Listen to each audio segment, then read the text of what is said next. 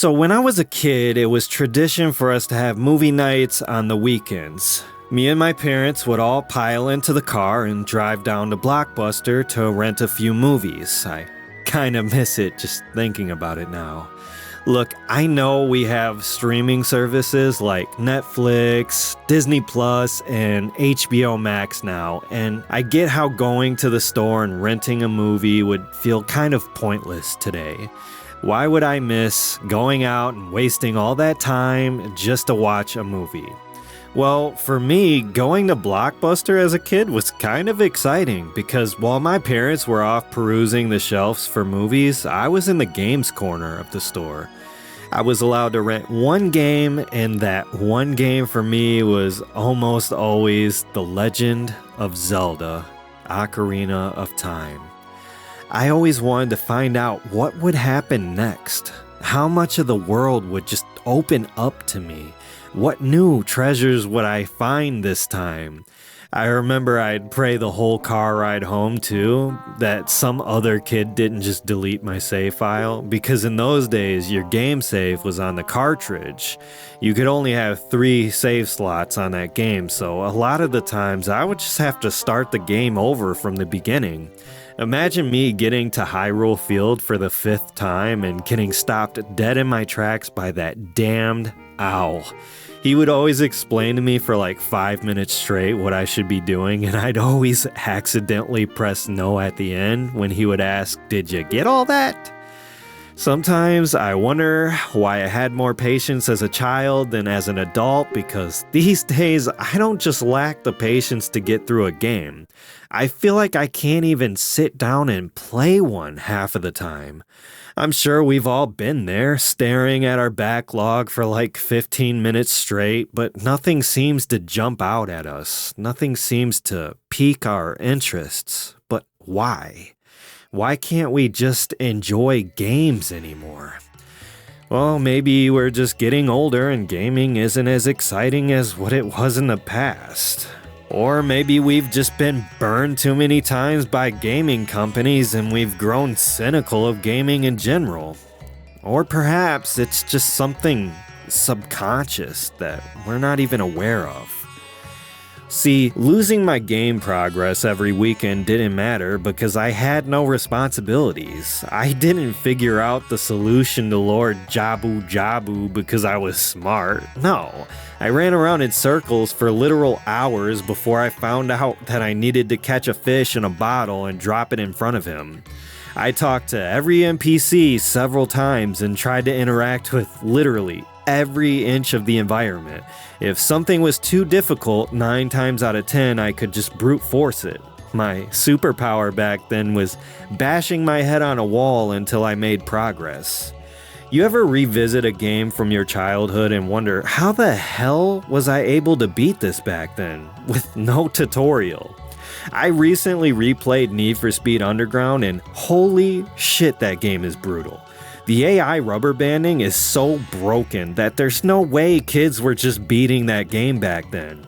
Some of those races, they're like 10 minutes long, and if you make one tiny mistake, it's all over. I have so many responsibilities now that wasn't even a concept to me as a kid. I didn't have to figure out how I was gonna feed myself. There was no pressure like bills constantly hanging over my head. And if I stayed up late playing a game, I didn't have to worry how miserable my shift was gonna be at work. Speaking of work, it's kinda hard to get motivated to pick up a controller after a busy day. Unlike movies, you have to physically interact with this shit. Sometimes I'm just trying to throw on some background noise and take a nap, man, cause I'm old and my back hurts. I also mentioned how we've been burned too many times. It's hard to trust gaming publishers anymore. I've seen Assassin's Creed, what used to be my favorite franchise, go from historical fiction to just some straight up wacky fantasy bullshit. It completely breaks its own lore. We went from characters like Ezio, who felt human and genuine, to whatever the fuck this shit is.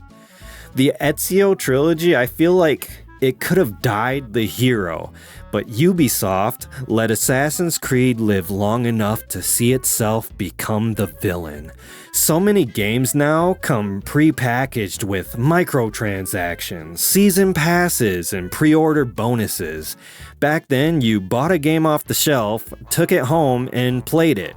Everything in the game was already on the disc. They didn't slice the game into chunks and sell them back to you separately.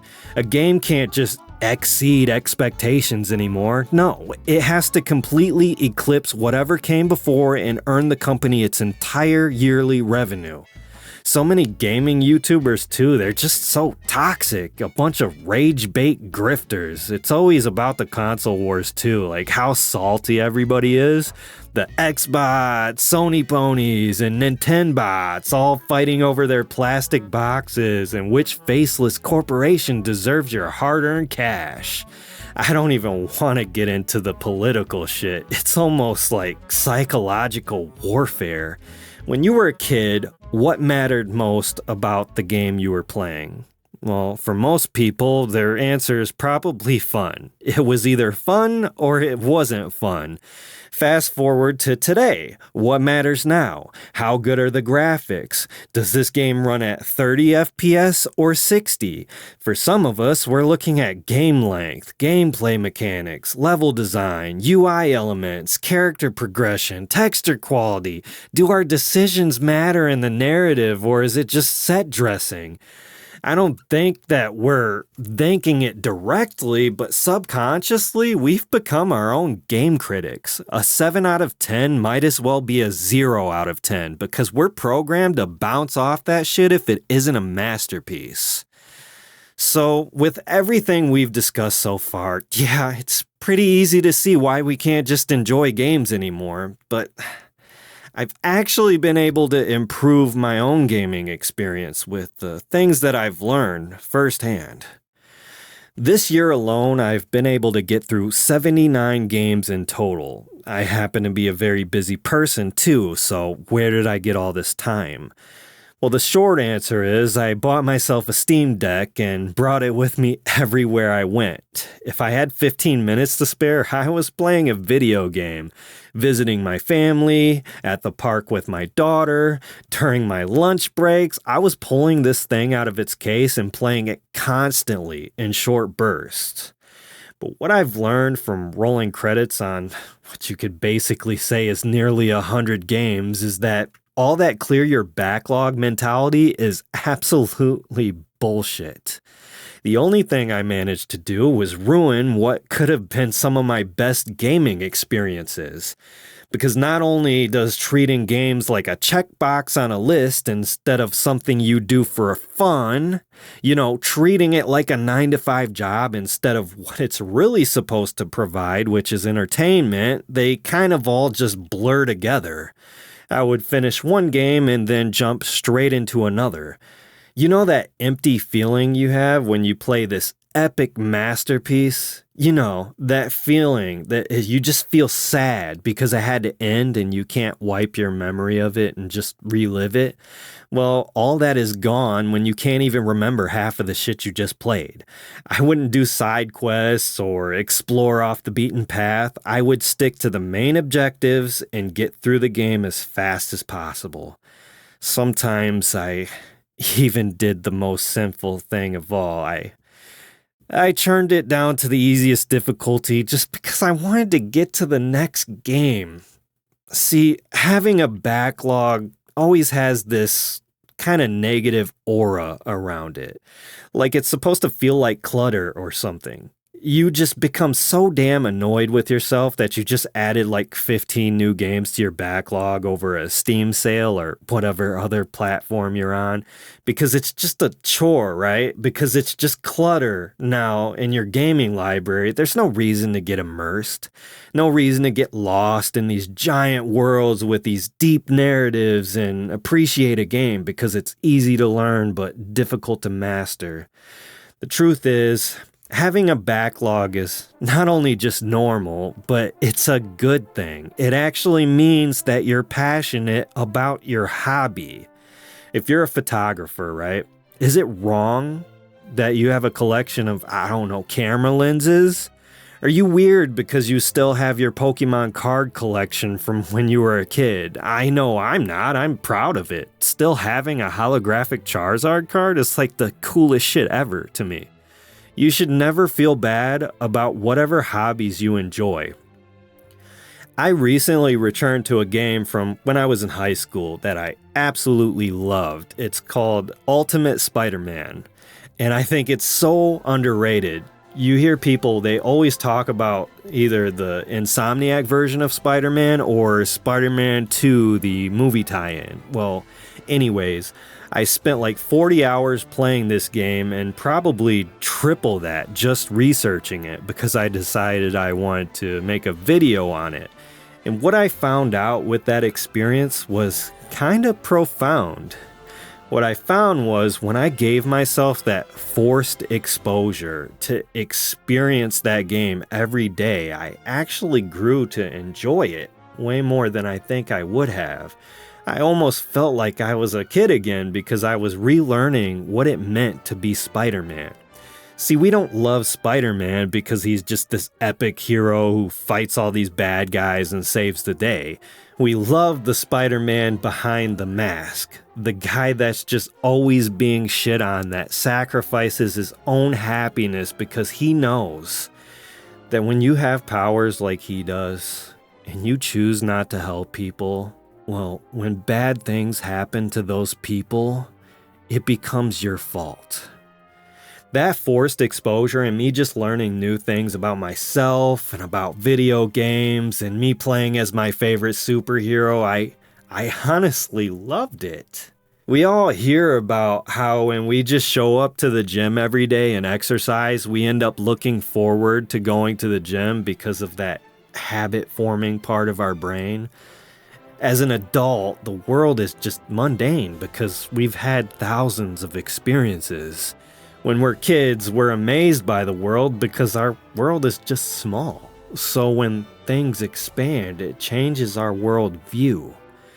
So I think I finally found out what I've been missing, what we've been missing, and how we can still enjoy this hobby that we're passionate about.